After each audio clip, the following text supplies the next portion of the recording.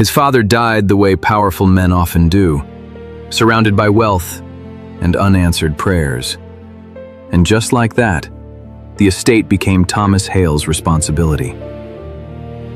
The house was too large to run on memory alone. Servants were needed, and as tradition demanded, Thomas followed the only system he had ever known. That was where he first saw her. Not standing still, not waiting to be noticed, but working. He turned to his overseer quietly and asked, "Who is she?" He told himself it was efficiency, that the house needed someone capable, but his eyes followed her longer than reason allowed. Thomas spoke to his overseer. "Bring her inside. The house needs steady hands." This time, he spoke to her directly. Thomas asked, "What is your name?"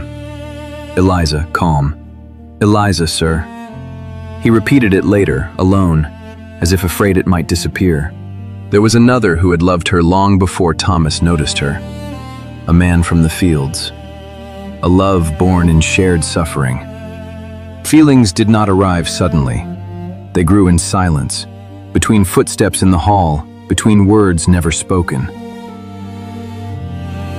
When another questioned her presence in the house, Thomas answered without thinking. Thomas replied sharply, "She belongs here." He did not yet understand what that meant. Love, when it knows it is lost, does not always fight. Sometimes it releases. He knew he had lost her the day she stepped into the master's house. He wanted to let her know of his feelings. He did not ask for her affection. He confessed his. Thomas expressed his love to her. "I don't know when it happened, but I know it's real." Eliza replied steady. Feelings don't erase chains. Love demanded a choice, and Thomas chose publicly. When she walked beside him, heads turned, not in admiration, but disbelief. Each time the world tried to shrink her, he stood closer. Thomas softly said to her, "You belong where you stand." She had once belonged to the fields.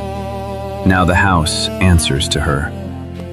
He did not sleep that night, not because of guilt, but because clarity is a heavier burden than shame. By morning, the decision had already been made. Thomas measured, resolved. "I can't undo where you came from, but I can change where you stand." Papers were drawn, ink pressed into parchment. Freedom written by a hand that trembled. When he told her she was free, Eliza did not cry. She did not smile. She did not thank him. But she couldn't hold back her tears much longer. Eliza, quiet, controlled, looked at him and said softly, "Freedom isn't a gift. It's a right that was delayed." In her heart, she wondered why this man had done this for her. Word spread quickly, faster than grace ever does. White men spoke in drawing rooms. Women whispered behind gloved hands. Black voices warned her not to trust what history had never allowed. Love, when it is real, demands witnesses. Their union was not celebrated. It was endured. No music, no applause, only resolve. Thomas quietly vows to her, "I stand with you." Eliza replies softly, "Then stand when it costs you." And it did. Authority did not change Eliza. It revealed her. She learned the house the way she had learned survival, by listening first. Decisions became quieter. Cruelty became rare. The house began to breathe differently. In public, they tried to shrink her. Eyes lingered too long. Silence replaced greetings. Chairs were not offered. And every time, Thomas stood closer. Thomas, soft, unwavering, introduces her. "This is my wife." Slowly, the resistance in the house faded.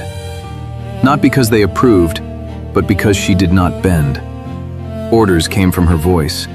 Stability followed her presence. The house learned her rhythm and obeyed it. They shared a home, but not a life. 2 months had passed since Eliza became his wife. 2 months since the house had learned to say her name with respect. 2 months since the world had decided they were something it would never understand. And still, they lived apart.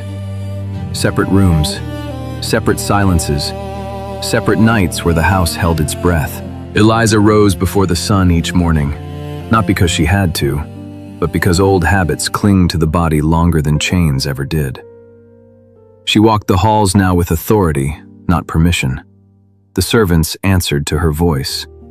The house ran smoothly under her care.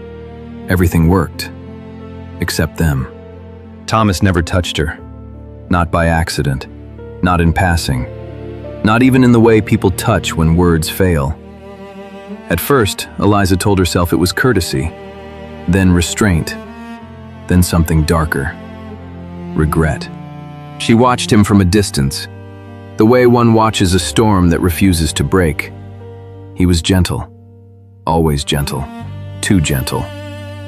Eliza said to herself softly inward, "Why marry me if you do not want me?"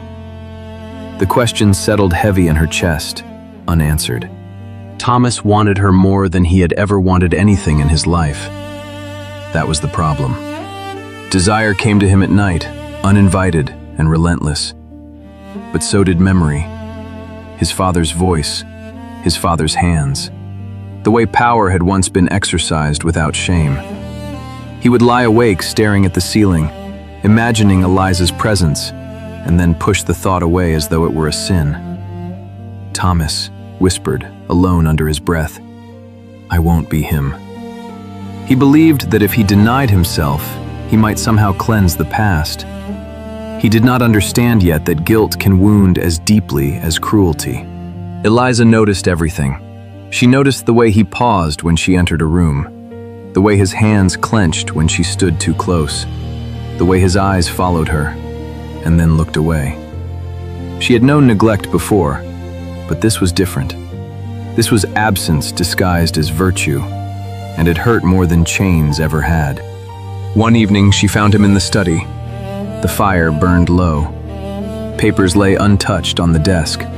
Eliza, calm but tired. "Do you regret it?" Thomas looked up, startled. Thomas' reply, "Regret what?" She did not raise her voice. Eliza answer, "Marrying me." The silence stretched. Some questions cannot be softened. They must be asked as they are, bare and unforgiving.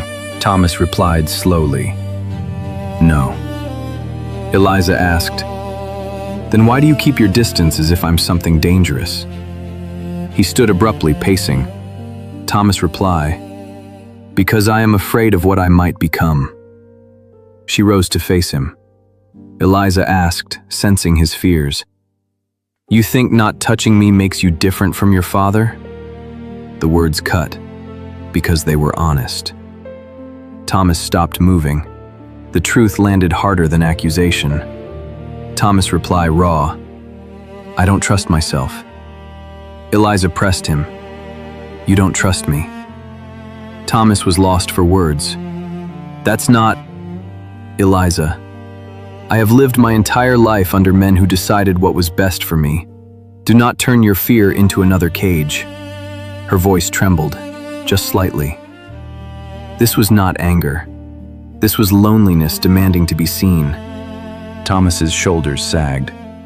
Thomas confessed, "I wanted you without owning you." Eliza acknowledged, "And I wanted to be chosen, not protected from myself." She took a step closer, not touching him. Yet. "Eliza, if you keep me at arm's length, you turn love into another form of punishment." He swallowed hard. He had faced the judgment of society without flinching. But this required courage of a different kind. "Thomas, I don't know how to want you without taking something."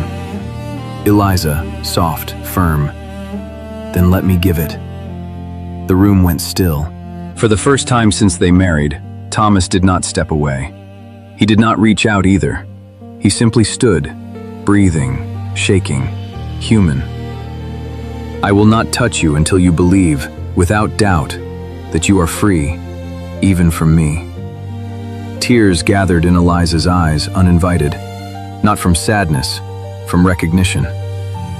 I don't need distance to know who I am. She turned toward the door. But I won't beg to be loved. She left him there, alone with the fire and his ghosts. That night, Thomas understood something his father never had. Love does not require restraint alone. It requires trust. And trust, like freedom, must be shared, or it becomes another lie. Thomas did not follow her. Not because he did not want to, but because he finally understood that wanting was no longer enough. That night, the house slept without sound. No footsteps, no doors opening. Only the quiet weight of memory settling where comfort once lived. He rode out before dawn. The path was familiar, worn by years of obligation rather than devotion.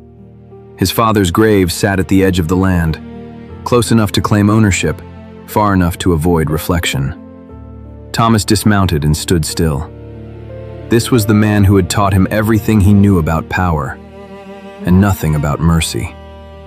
He stared at the stone, its letters carved deep and unyielding, a legacy set in place before he ever had a choice. You taught me how to own land, but not how to live with it. The wind moved through the trees, the fields beyond remained silent. He thought of Eliza, the way she stood without flinching, the way she refused to trade her dignity for comfort. And for the first time, Thomas did not ask how to protect her from the world. He asked how to become a man who deserved to stand beside her. He knelt, not in reverence but in reckoning. He would not inherit his father's silence. He would not inherit his cruelty disguised as order. And he would not ask a woman shaped by survival to carry the weight of his unfinished conscience. Thomas rose with no answers, only resolve. And sometimes, that is where change begins. Within the week, Thomas summoned the entire estate. Men, women, families who had lived under his father's name for generations. They gathered beneath the open sky, uncertain, wary, accustomed to announcements that rarely favored them. Thomas stood before them without elevation. For the first time, he did not speak as a master continuing a legacy. He spoke as a man ending one. My father's estate ends with me. A murmur passed through the crowd. All who were owned by him are free. Silence fell, the kind that comes when hope arrives too suddenly to be trusted. Those who wish to leave may do so with provisions and wages owed. Those who wish to stay may work freely and will be paid. He paused. No one will be punished for their choice. Some wept. Some stood frozen. Some turned away, unable to believe freedom spoken aloud. A few left that very day. Most stayed. Not because they were bound, but because kindness, when consistent, builds its own loyalty. The uproar did not wait. White men arrived uninvited, voices sharpened by outrage disguised as concern. You're undermining order. You'll regret this. Thomas listened, then closed his door. He had more wealth than his father ever needed, enough to survive their disapproval. But wealth could not buy him relief from the question that followed him into every room. Why could he free everyone, except himself? Some chains are broken in public, others take longer.